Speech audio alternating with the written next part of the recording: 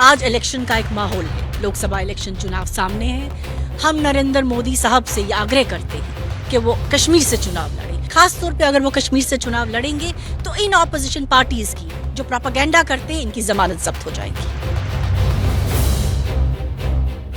अमन के आने के साथ साथ जम्मू कश्मीर में तरक्की आई, खुशहाली आई। आज आप कोई भी डेवलपमेंट, किसी भी प्रोजेक्ट की बात कर ले जम्मू कश्मीर, किसी सेक्टर में भी आप देखेंगे जम्मू कश्मीर ऊंचाइयों की तरफ जा रहा है।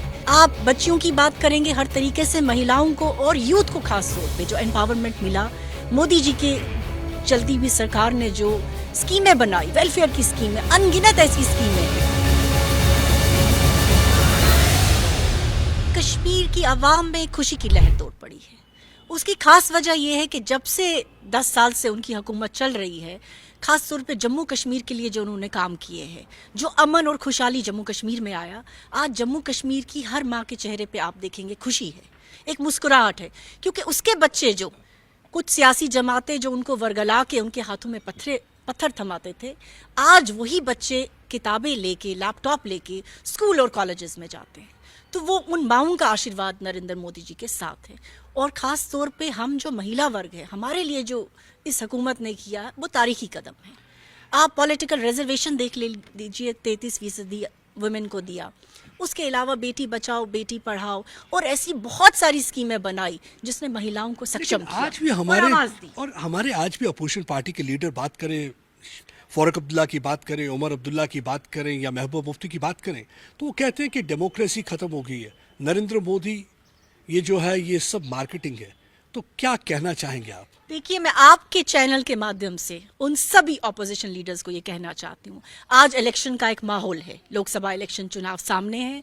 हम नरेंद्र मोदी साहब से ये आग्रह करते हैं कि वो कश्मीर से चुनाव लड़ें ताकि ये ऑपोजिशन पार्टी देखें। और मैं आज आपके माध्यम से ये कहना चाहती हूँ कि अगर नरेंद्र मोदी जी कश्मीर से कन्याकुमारी तक कहीं से भी चुनाव लड़ सकते हैं, और ख़ास तौर पे अगर वो कश्मीर से चुनाव लड़ेंगे तो इन ऑपोजिशन पार्टीज़ की जो प्रोपेगेंडा करते हैं इनकी ज़मानत जब्त हो जाएगी। वो यहाँ से चुनाव लड़ते हैं तो उनकी ज़मानत जब्त हो जाती है।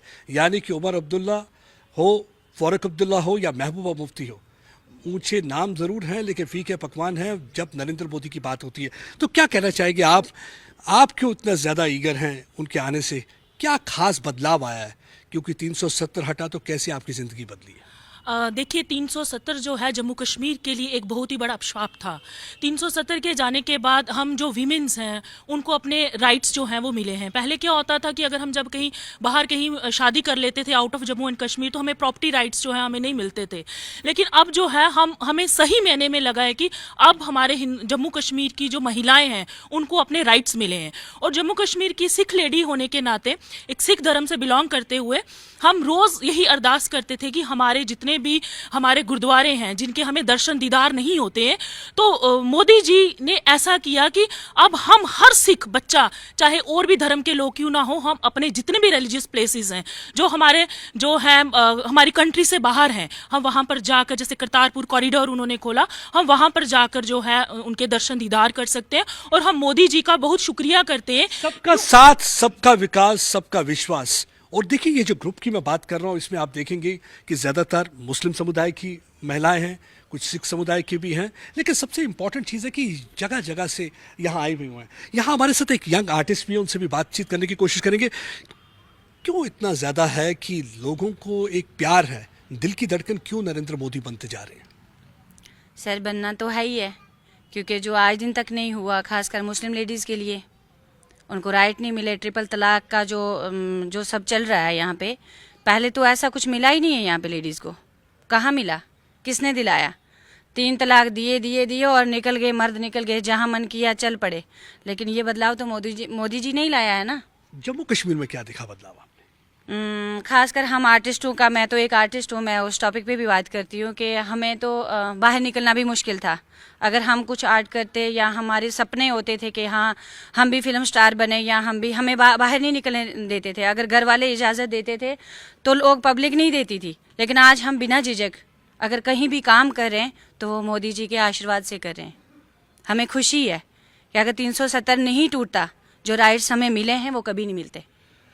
कैसे बदलाव आया है जो आप देखते हैं कि अगर हम गांव की बात करें तो आपकी जिंदगी में कैसे बदलाव आया है जो आपको लगता है कि नरेंद्र मोदी के आने से ये पिछले 4-5 साल में यहाँ पे आपको दिख रहा है? पहले तो मैं सबसे पहले शुक्रिया करूंगी नरेंद्र मोदी साहब का, जो हमारे प्राइम मिनिस्टर हैं और बहुत ही अच्छे प्राइम मिनिस्टर हैं। 10 सालों में बहुत ही अच्छा उन्होंने जीना सिखाया, यहाँ JNK के लोगों को जीना सिखाया कि बाहर निकलना कैसे है, बाहर की दुनिया कैसी है। क्योंकि हम खास करके लेडीज़ बिल्कुल अंदर ही दबी हुई थी, क्या वो जुल्मों की वजह से, क्या बाहर की डर की वजह से, क्या मर्दों की वजह से, मतलब दबी हुई थी। उनको एक आज़ादी दिखाई और पूरा हक दिया उनको, क्या पढ़ाई का हमारी बच्चियां पढ़ नहीं सकती थी। हमारे कश्मीर में तो मैं उस इलाके से हूँ, शुपियन के इलाके से हूँ, जो माना जाता है पूरे JNK में, जहाँ पे बिल्कुल बाहर निकलना क्या, निकाब के बगैर कोई लड़की, उसकी आंखों के बगैर कुछ नहीं दिखना चाहिए था। वहाँ पे आज आराम से खुल के स्कूल जा सकती हैं बच्चियाँ, पढ़ सकती हैं बच्चियाँ। हमारे यहाँ पे मतलब नई नई स्कीमें लॉन्च की प्राइम मिनिस्टर ने, जो कि अभी मतलब जिसका फ़ायदा पूरा JNK उठा रहा है। और ख़ास करके उन्होंने औरतों पे बहुत ही ज़्यादा तवज्जो दी कि औरतें खुल के जिएं, खुल के पढ़ें, निकलें, एजुकेशन ले। हमारे बच्चे आज हर एक काम में हिस्सा ले रहे हैं।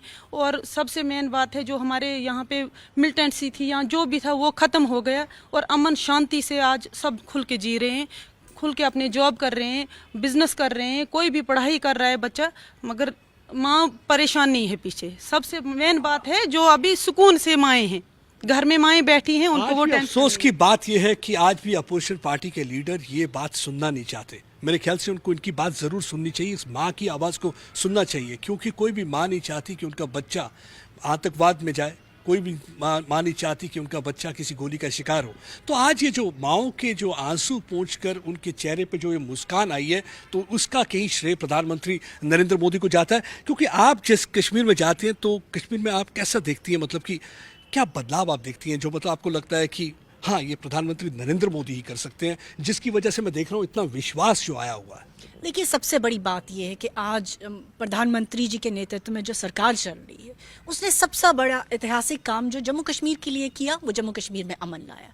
अमन के आने के साथ साथ जम्मू कश्मीर में तरक्की आई, खुशहाली आई। आज आप कोई भी डेवलपमेंट, किसी भी प्रोजेक्ट की बात कर ले, जम्मू कश्मीर किसी सेक्टर में भी आप देखेंगे जम्मू कश्मीर ऊंचाइयों की तरफ जा रहा है। G20 प्रेसिडेंसी कश्मीर में कामयाबी से हुआ। आज बच्चे जो है हाथ में जो पत्थर लेते थे, आज उसकी जगह वो किताबें, लैपटॉप लेके स्कूल और कॉलेजेस में अपने अच्छे बेहतर मुस्तकबिल के लिए जा रहे हैं।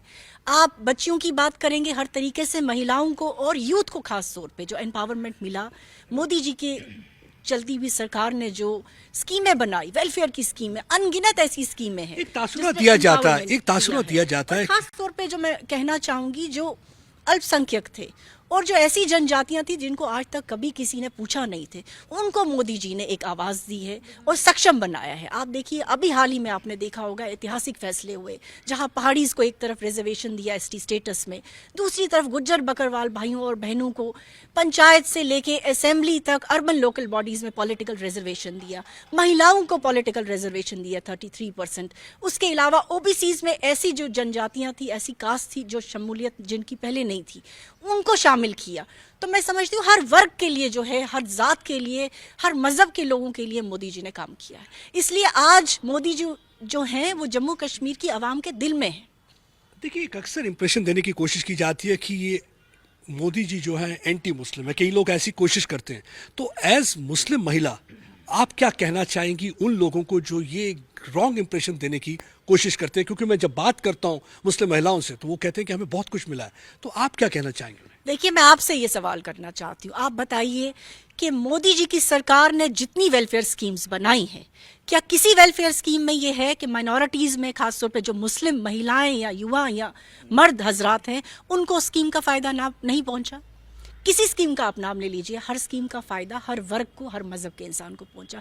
ये तो सिर्फ जो अपोजिशन है अपनी सियासी रोटियां सेकने के लिए इस बात को एक्सप्लॉइट करने की कोशिश करती हैं। लेकिन आप ज़मीन पे आप किसी भी मुस्लिम नौजवान से, किसी मुस्लिम महिला से आप बात करेंगे तो वो आपको साफ तौर पे बताएगी कि हर चीज़ जो, हर स्कीम, हर वेलफेयर स्कीम, हर पॉलिसी का फ़ायदा जो है हर मज़हब और हर रंग के इंसान को पहुँचा है।